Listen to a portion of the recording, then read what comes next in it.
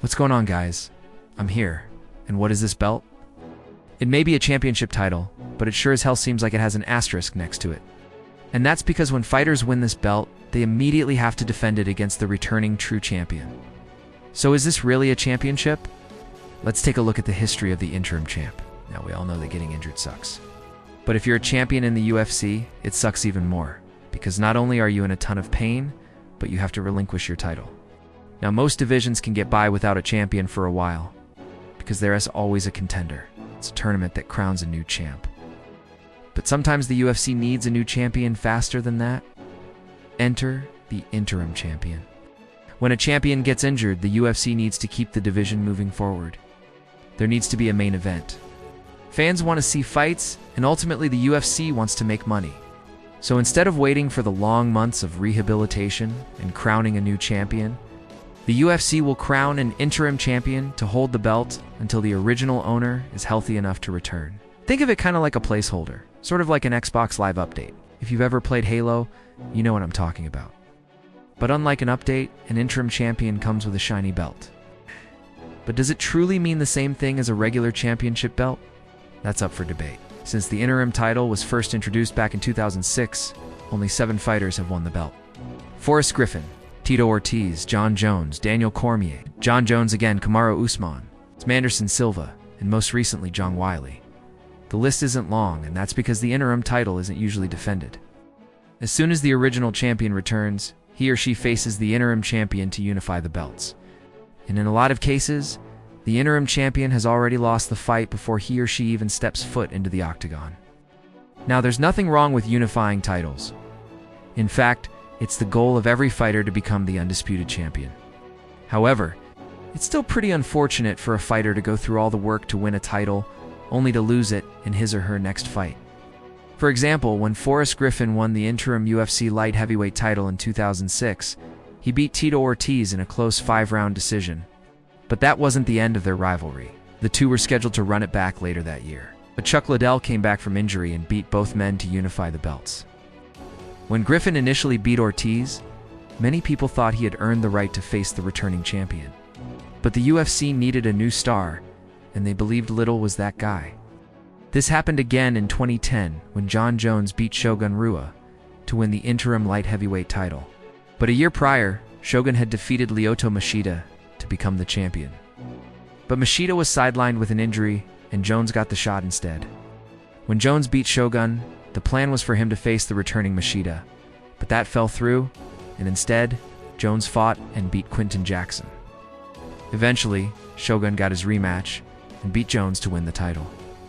In the process, Jones dropped back down to one contender. And it's no surprise that Jones holds the record for most interim title wins.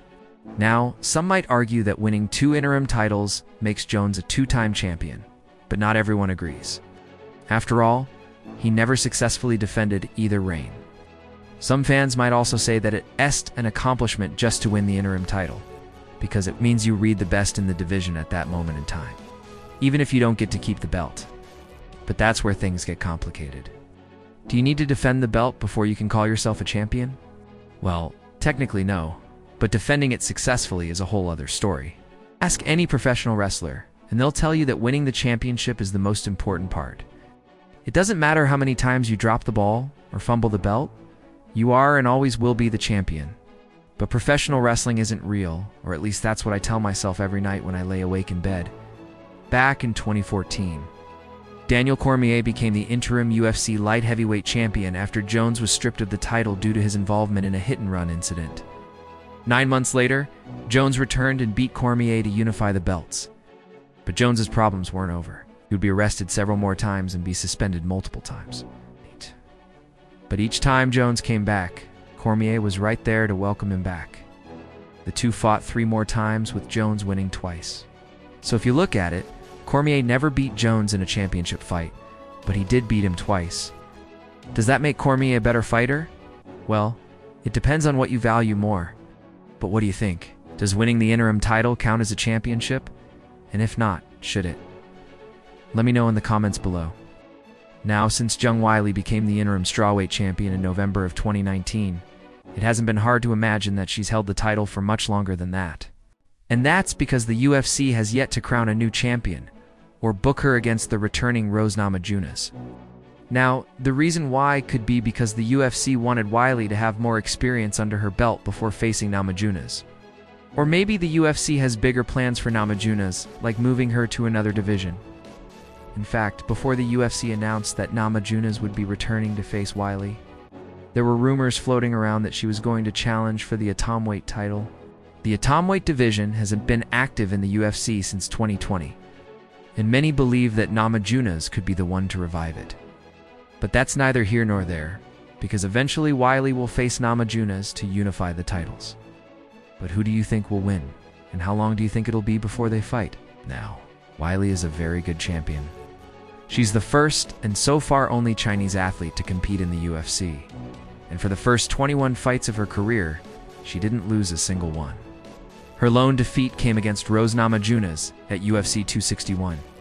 Many people felt that Weili was robbed of the victory and a rematch was in order. But instead of giving Weili the rematch, the UFC opted to strip her of the title and let her compete in a #1 contenders fight against Jessica Andrade.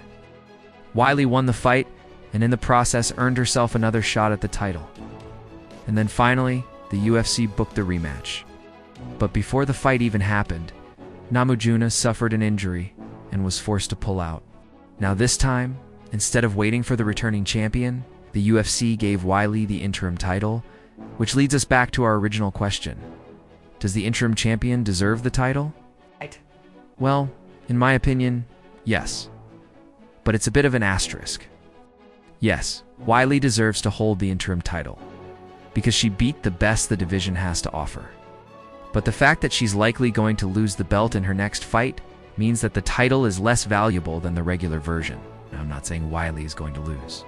And in fact, I think she'll give Namajunas a run for her money. But odds are that she's going to drop the belt in the process.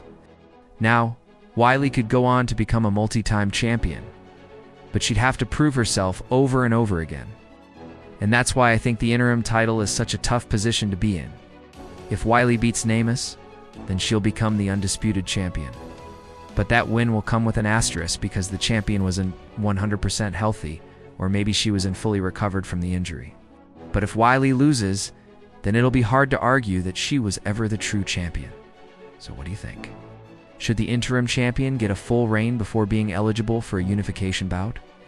Or should they get the shot regardless of whether or not the true champion is healthy? Let me know in the comments below. And while you're at it, give this video a thumbs up. Remember to follow me on social media and subscribe to my channel. Thanks for watching.